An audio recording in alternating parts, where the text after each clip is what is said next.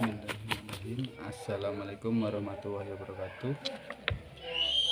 Perkenalkan, nama saya Rosyadi Fitriono, NIM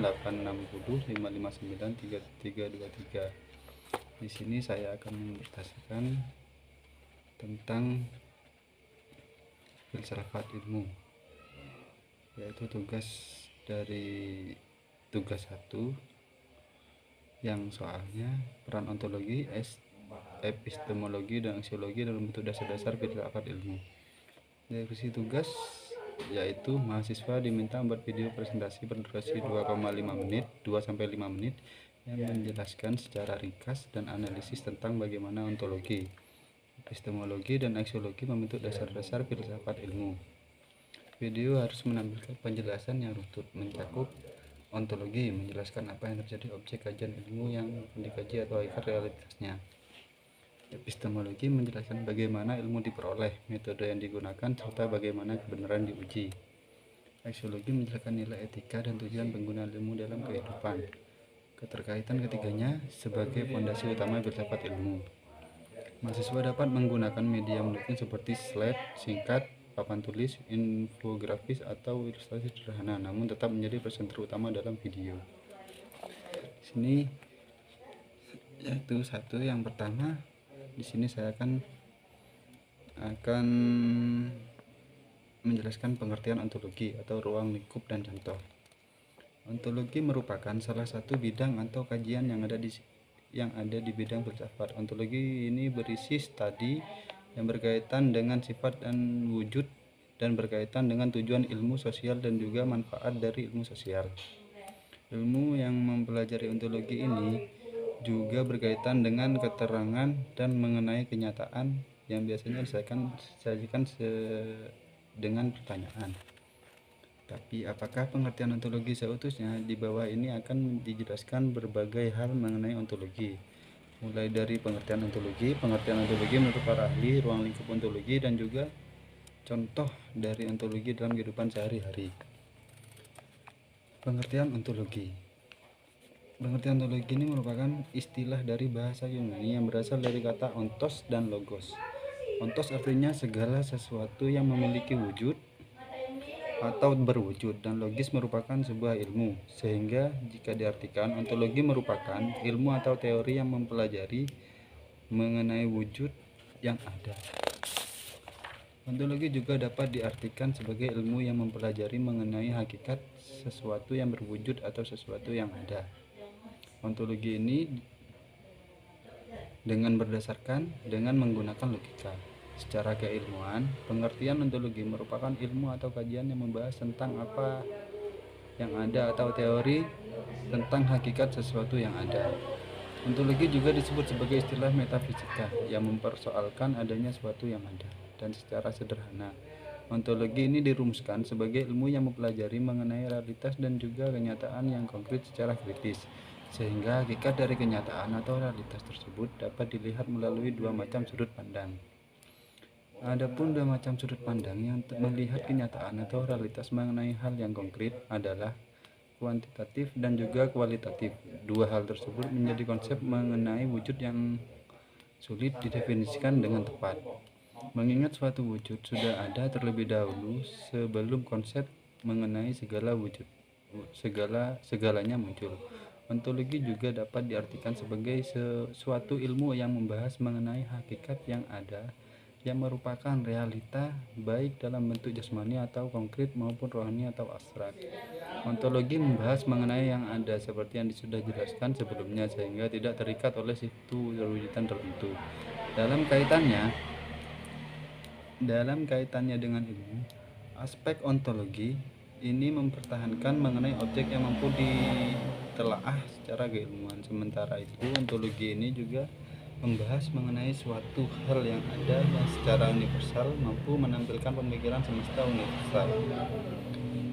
Seperti yang dijelaskan sebelumnya, ontologi merupakan suatu hal atau ilmu yang membahas mengenai hal yang kaitannya dengan realitas dan juga kenyataan yang konkret secara kritis, sehingga hakikat dari kenyataan atau realitas tersebut dapat dilihat. Ruang lingkup ontologi. Oleh sebab itu, ontologi memiliki ruang lingkup yang menguak beberapa hal, di antaranya adalah seperti yang ada dibahas di bawah ini.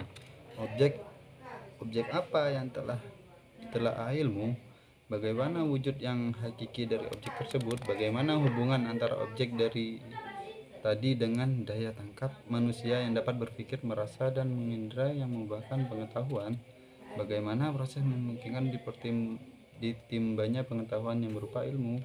Contoh ontologi dalam kehidupan sehari-hari. Apa saja sih contoh ontologi? Nih ada beberapa contoh yang bisa kamu pahami. 1. Ontologi meja.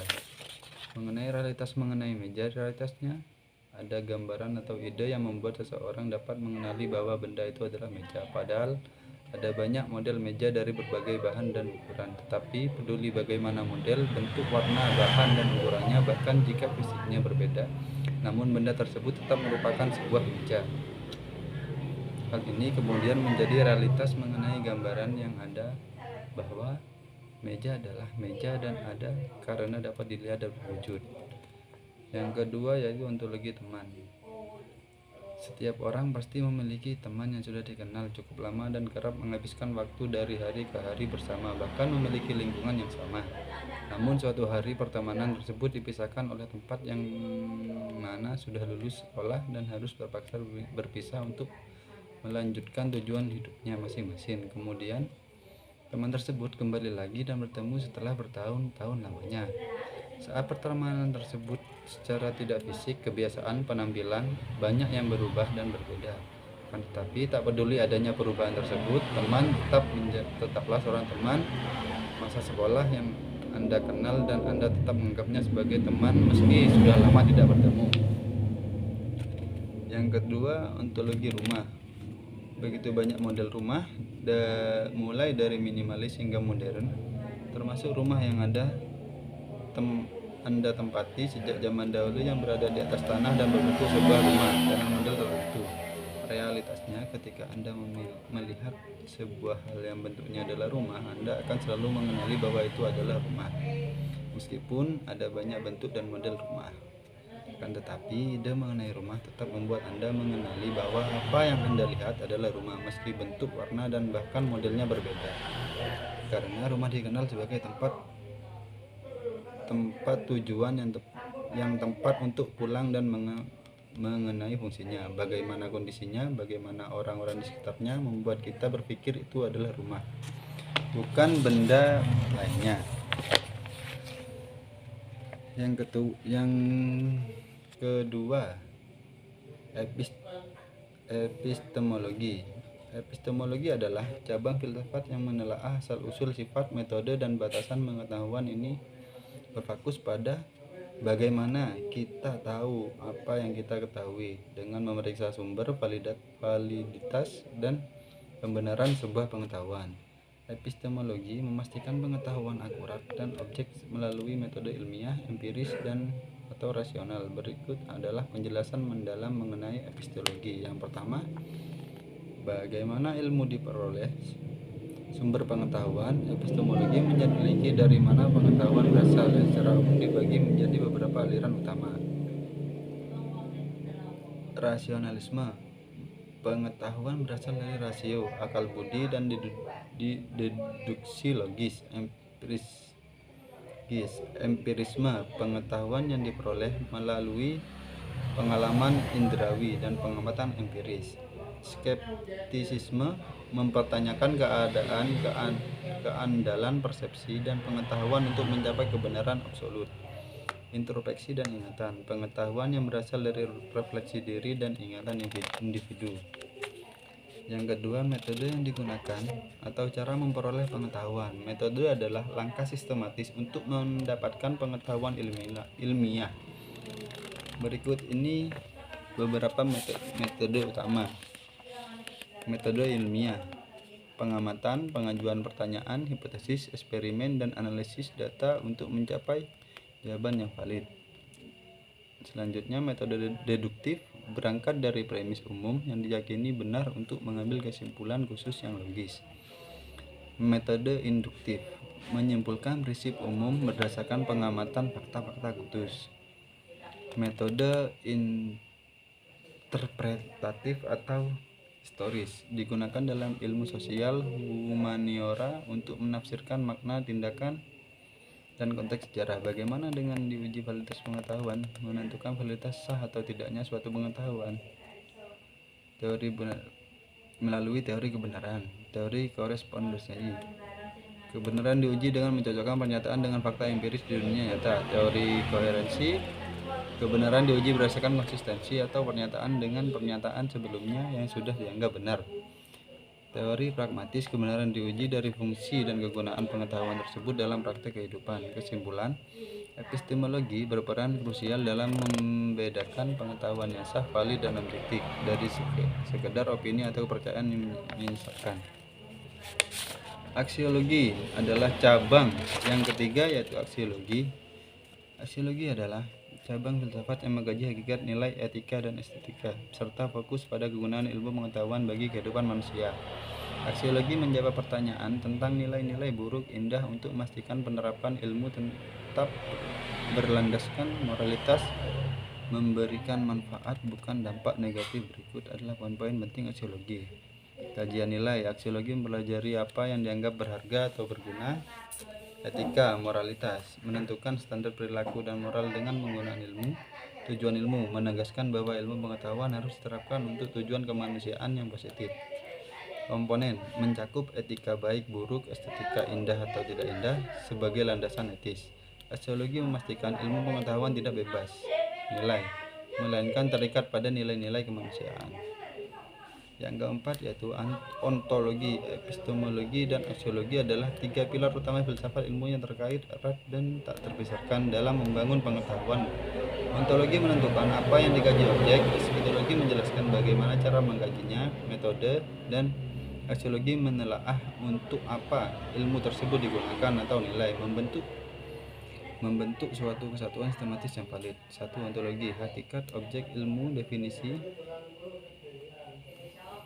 Cabang filsafat yang menyelidiki hakikat keberadaan, realitas, dan apa yang ingin diketahui. Objek material dan formal. Peran, menentukan batasan kajian ilmu pengetahuan. Tanpa ontologi, ilmu tidak memiliki landasan eksistensial yang jelas. Kedua, epistemologi, metode diperoleh ilmu definisi, yaitu cabang filsafat yang membahas sumber, struktur, metode, dan validitas pengetahuan. Peran, menjelaskan proses dan prosedur untuk mendapatkan kebenaran ilmiah. Metode ilmiah atas objek yang ditentukan. Ontologi. Yang ketiga, aksiologi, nilai guna ilmu, definisi, kajian tentang nilai, etika, dan tujuan penggunaan ilmu, baik dalam konteks etika ilmiah maupun mempraktikkan praktis. Perannya yaitu memastikan bahwa ilmu pengetahuan digunakan untuk kemaslahatan manusia dan mempertimbangkan dampak etis dari temuan tersebut. Keterkaitan antara ketiganya sistematis. Ontologi memberikan dasar bagi epistemologi dan epistemologi menghasilkan produk yang dinilai oleh aksiologi. Independen. Ilmu pengetahuan yang utuh membutuhkan ketiga landasan ini. Jika satu hilang, ilmu tersebut kehilangan pijakan filosofisnya. Contoh, ilmu pemerintahan memiliki ontologi negara atau pemerintah. Epistemologi penelitian kuantitatif atau kualitatif. Dan aksiologi kesejahteraan masyarakat secara ringkas. Ketiganya merupakan landasan filosofis yang membuat pengetahuan menjadi ilmiah, valid, dan beretika. Sekian presentasi dari saya. Assalamualaikum warahmatullahi wabarakatuh.